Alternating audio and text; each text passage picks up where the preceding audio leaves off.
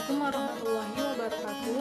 Perkenalkan, kami dari kelompok 4 dengan materi yang berjudul Suri Tauladan Tokoh Islam di Indonesia. Dengan saya Nadia Klimah sebagai moderator dan pemateri 1, lalu ada Fitri sebagai pemateri 2, ada Tiara sebagai pemateri 3, ada Bintang Azahra sebagai editor video, kemudian ada Salwa sebagai pembaca materi 1, ada Trisna sebagai pembaca materi 2, ada Dani sebagai pembaca materi 3, ada Rizky Aulia sebagai pembaca materi 4, ada Safira sebagai pembaca materi 5, dan ada Vigo sebagai pembaca materi 6. Sebelum kita memulai, hendaknya kita membaca basmalah. Bismillahirrahmanirrahim.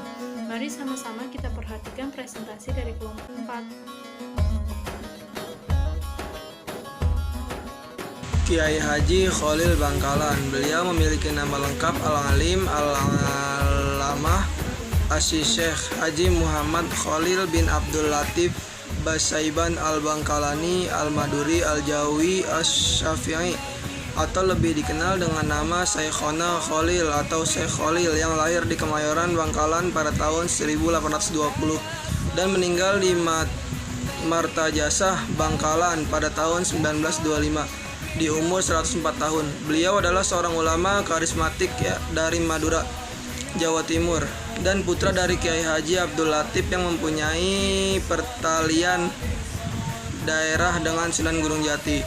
Ketika kecil ia sudah hafal dengan baik 1002 bait nazam Alfiyah Ibnu Malik sejak usia muda. Karyanya yaitu Al-Matnus Syarif atau kitab fikih. Karamat Kiai Haji Kholil Bangkalan. 1. Ke Mekah naik krocok.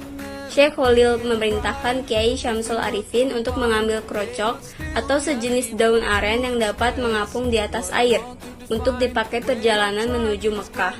Setelah mendapatkan krocok, lantas Syekh Kholil menatap ke arah Mekah. Tiba-tiba, krocok yang ditumpanginya berjalan dengan cepat menuju Mekah. 2. Mengobati anak pecandu gula. Konon, selama seminggu, Syekh Kholil bertirakat, tidak makan dan tidak minum yang berbahan gula pasir. Karena dalam memerintah atau melarang, seseorang itu harus memberi contoh kepada yang diperintah atau dilarang terlebih dahulu. 3. Tertawa keras saat salat berjamaah.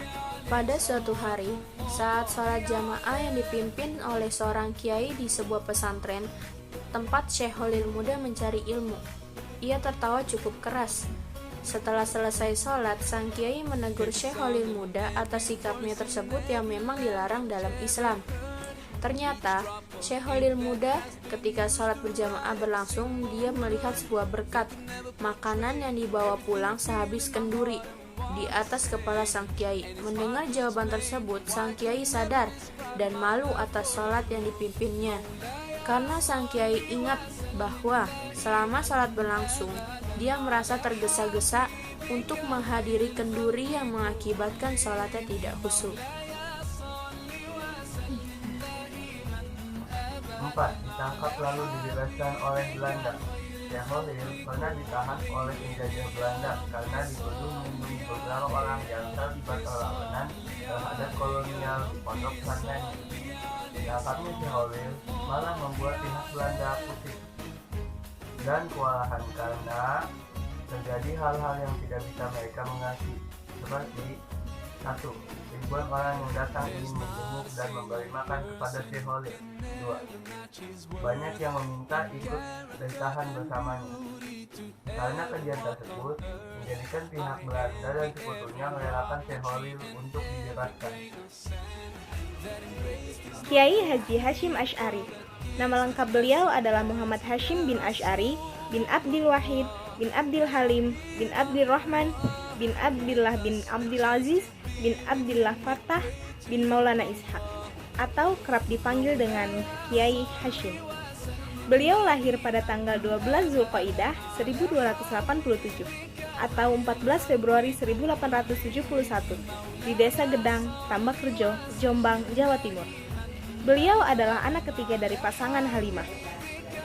Beliau wafat tanggal 25 Juli 1947 dan meninggalkan beberapa putra-putri, yaitu Hanah, Khairiyah, Aisyah, Ummu Abdul Haq, Abdul Wahid, Abdul Khaliq, Abdul Karim, Ubaidillah, Masrurah, Muhammad Yusuf, Abdul Qadir, Fatimah, Khadijah, dan Muhammad Yakub. Pendidikan Kiai Haji Hashim Asy'ari. Kiai Haji Hashim Asy'ari belajar dasar-dasar agama dari ayah dan kakeknya Kiai Usman, yang juga pemimpin pesantren Ngedang di Jombang sejak usia 15 tahun.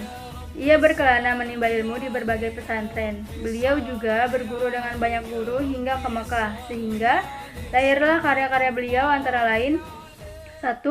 At-Tibyan fi An-Nahi an Muqata'at al-Arham wa al-Aqarib wa al-Ikhwan. Yang kedua, Muqaddimah al-Qanun al-Asasi. Yang ketiga, Risalah fi Ta'kid al-Ahzi bi al-Mahzab al-Aimah al-Arba'ah. Yang keempat, Mawai, dan masih banyak lagi. Kiai Haji Ahmad Dahlan.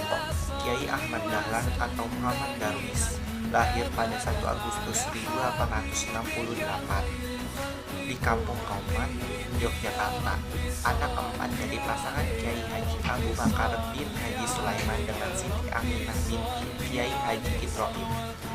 Dia termasuk keturunan yang ke-12 dari Maulana Malik Ibrahim. Kiai Haji Ahmad Dahlan wafat pada tanggal 23 Februari 1923. Hari ini kita masih menyaksikan karya besar anak bumi putra ini. Beliau meninggalkan pesan bagi para generasi penerusnya di Muhammadiyah. Beliau mengatakan, hidupilah Muhammadiyah, jangan cari hidup di Muhammadiyah. Teladan yang dapat kita petik. A. Dari Kiai Haji Khalil Bangkalan. 1. Memerintah atau melarang sesuatu dengan memberi teladan atau contoh terlebih dahulu. 2. Dapat menghafal 1002 bait nazm Alfiyah Ibnu Malik sejak usia muda. 3. Seorang alim ulama yang berkarismatik. B. Dari Kiai Haji Hashim Asy'ari. 1. Berkhidmat kepada guru. 2. Berkhidmat kepada Negara Kesatuan Republik Indonesia. 3. Pendidikan pesantren dan berkarakter kebangsaan. C. Dari Kiai Haji Ahmad Dahlan. Yang pertama, menciptakan masyarakat Islam yang sejahtera dengan menggabungkan sisi positif pendidikan Barat dan Timur ke dalam pendidikan Islam. Yang kedua, berusaha menghilangkan stigma bahwa Islam itu kolot dan kuno, tetapi sebaliknya.